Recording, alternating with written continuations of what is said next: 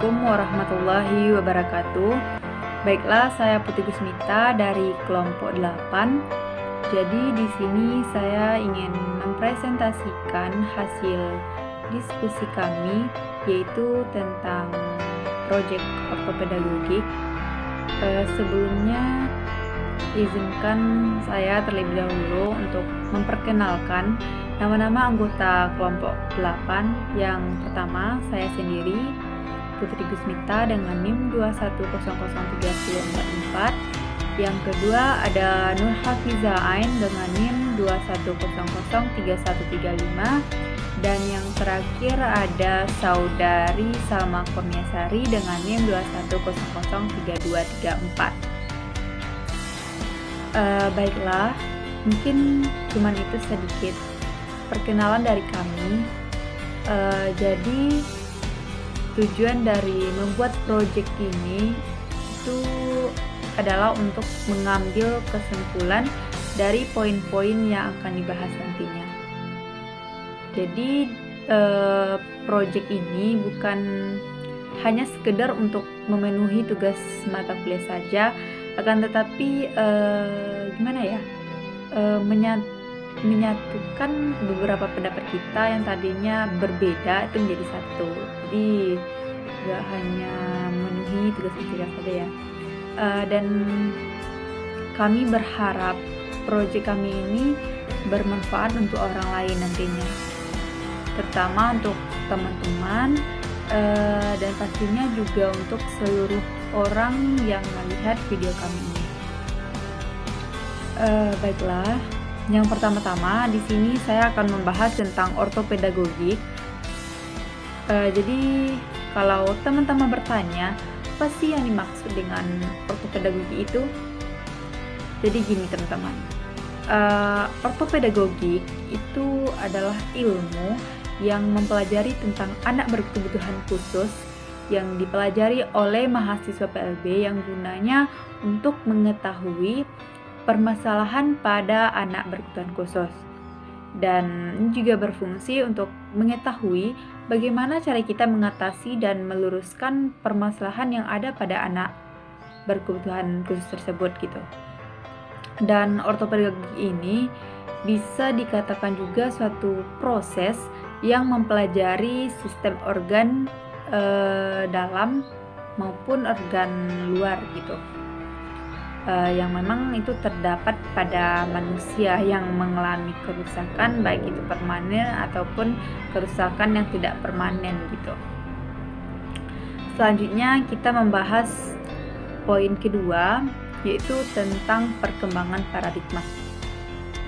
Pada anak berkebutuhan khusus, terutama pada negara berkembang, itu melakukan sebuah program atau tindakan yang meniru sistem negara maju. Jadi kalau dipikir-pikir mungkin kebutuhan itu disebabkan memang dari lahir ya. Bisa jadi karena masalah tekanan ekonomi pada mereka gitu. Dan selanjutnya itu poin ketiga tentang anak berkebutuhan khusus. Jadi kalau teman-teman bertanya, apa sih yang dimaksud dengan anak berkebutuhan khusus itu? Ya gimana ya, kalau kami berpendapat bahwa anak berkebutuhan khusus itu adalah anak yang memiliki keterbatasan fisik yang berbeda dengan anak pada umumnya, yang memiliki kerusakan baik secara emosional, fisik, sosial, dan mental intelektualnya. Namun, hal yang harus teman-teman tahu dan teman-teman ingat bahwa anak berkebutuhan khusus itu pembagiannya bermacam-macam. Ada yang tunarungu, tunanetra, tunalaras, tunadaksa, dan masih banyak yang lainnya itu. Jadi nggak satu atau dua saja pembagiannya. Selanjutnya itu kita akan bahas poin keempat, yaitu tentang dasar hukum pendidikan. Jadi kalau teman-teman bertanya, apa sih dasar hukum pendidikan?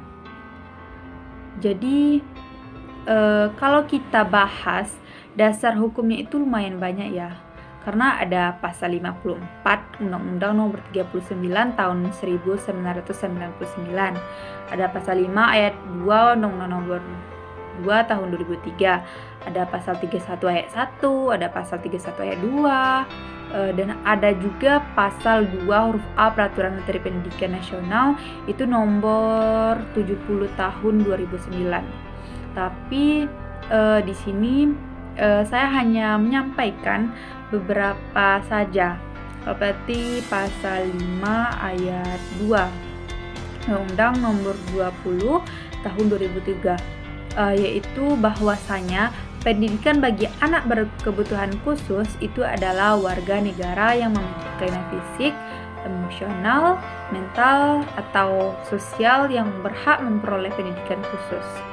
Dan selanjutnya itu ada pasal 54 juga, itu Undang-Undang Nomor 39 Tahun 1999 tentang HAM, Hak Asasi Manusia, yaitu bahwasanya setiap anak yang cacat fisik atau mental itu berhak memperoleh pendidikan dan bantuan khusus itu dari negara untuk kemampuan berpartisipasi dalam kehidupan masyarakat dan bernegara gitu.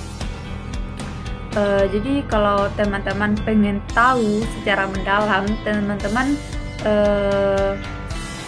bisa searching langsung di Google, karena di Google itu sangat banyak.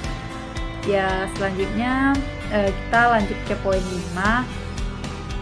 Jadi kalau teman-teman bertanya, di mana sih tempat anak berkebutuhan khusus itu mendapatkan pendidikan?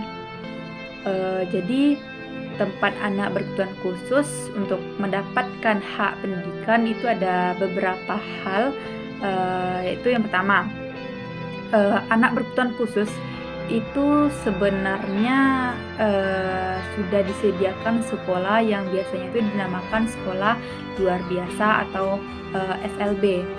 Yang kedua itu ada sekolah inklusif, yang mana sekolah inklusif ini dapat memberikan pendidikan untuk anak berkebutuhan khusus atau disebut juga dengan anak ABK. Namun hal yang diingat dan yang teman-teman tahu, sekolah inklusif ini baik bagi anak yang berkebutuhan khusus maupun anak yang tidak berkebutuhan khusus, itu mereka mendapatkan hak dan pendidikan itu secara sama, rata gitu. Dan tempat ketiga yang bisa untuk anak berkebutuhan khusus mendapatkan pendidikan itu di yayasan. Namun selain itu, anak berkebutuhan khusus juga bisa mendapatkan pendidikan melalui guru privat, yaitu dengan cara menyewa guru anak berkebutuhan khusus di rumah sendiri. Akan tetapi anak berkebutuhan khusus ini sebenarnya juga dapat belajar sendiri, yaitu melalui aplikasi yang dikhususkan. Tapi itu kalau ada aplikasinya, kalau nggak ada ya nggak bisa gitu. Jadi banyak tempat dan hal yang bisa membuat anak berkebutuhan khusus itu belajar. Dan selanjutnya kita masuk ke poin 6.